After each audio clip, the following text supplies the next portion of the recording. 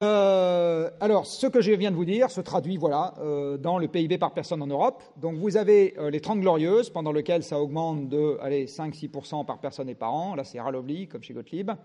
Ensuite, vous avez les 30 piteuses. Vous n'avez plus d'augmentation de l'énergie par personne, mais vous avez deux termes qui vont faire augmenter le PIB.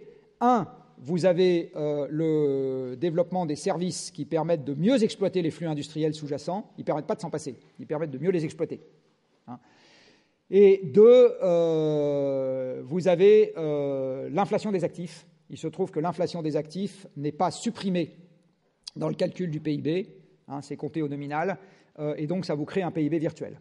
Un exemple très simple, c'est la hausse du prix de l'immobilier dans Paris, que vous devez bien constater.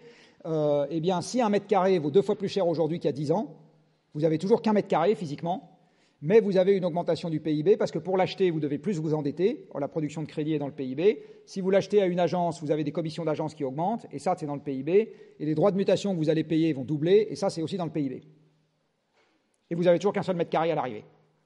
Mais vous avez plus de PIB. D'accord ? Donc l'inflation des actifs, c'est quelque chose qui crée du PIB mécaniquement. Ça n'est pas vrai pour l'inflation des chaussures, mais par contre, c'est vrai pour l'inflation des actifs.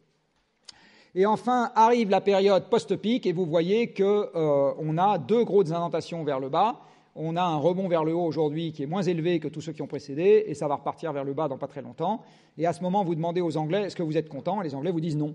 Mais vous demandez aux Italiens, est-ce que vous êtes contents ? Et ils élisent des populistes. Vous demandez, c'est le bazar partout. Pour la même raison. Pour la même raison.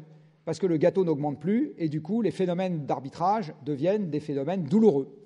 Et par exemple, si on décide qu'en Europe, on a la libre circulation des personnes et des marchandises entre des gens de l'Est qui ne gagnent pas beaucoup et des gens de l'Ouest qui gagnent beaucoup plus, eh bien, il se passe ce qui se passe en ce moment. Les industriels vont investir à l'Est et les plombiers passent à l'Ouest.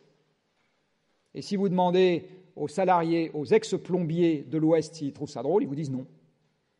Et vous savez que dans les référendums, ça aussi c'est un truc que vous apprendrez pendant vos études, j'imagine, on répond beaucoup plus à la personne qui pose la question qu'à la question. Le grand piège du référendum, c'est celui-là. Il faut une civilisation très adulte pour être capable de répondre à la question et pas à la personne qui pose la question. Les Suisses y arrivent à peu près. Chez nous, je ne suis pas sûr que ce sera le cas. Et là-dessus, nous avons un deuxième problème. Alors non, vous allez me dire, le problème est réglé. Oui, le problème est réglé. Depuis 2015 et depuis M. Fabius qui brandit son grand marteau de commissaire-priseur à la COP21, nous avons réglé le problème climatique. Alors voilà la façon dont je vois le problème réglé.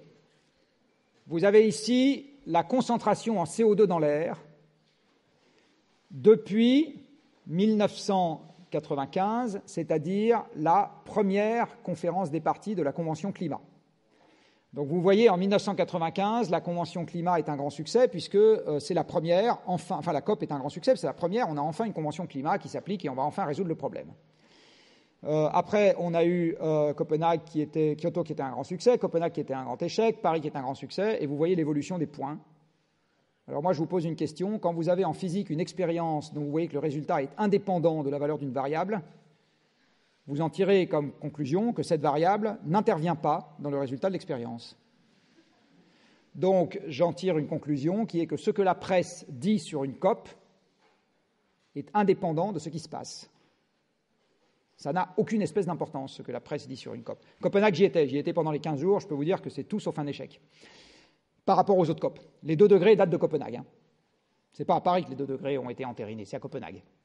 Voilà. Et c'est parce que M. Jadot et consorts se sont pavanés devant les caméras en disant c'est un échec parce qu'ils étaient vexés comme des poux de ne pas avoir été associés à la décision, c'est à peu près comme ça que ça s'est passé, que la presse a retenu que c'était un échec. Mais ce n'était pas du tout un échec. Donc, encore une fois, relativement aux autres. Après, elles sont toutes des échecs puisque ça augmente tout le temps.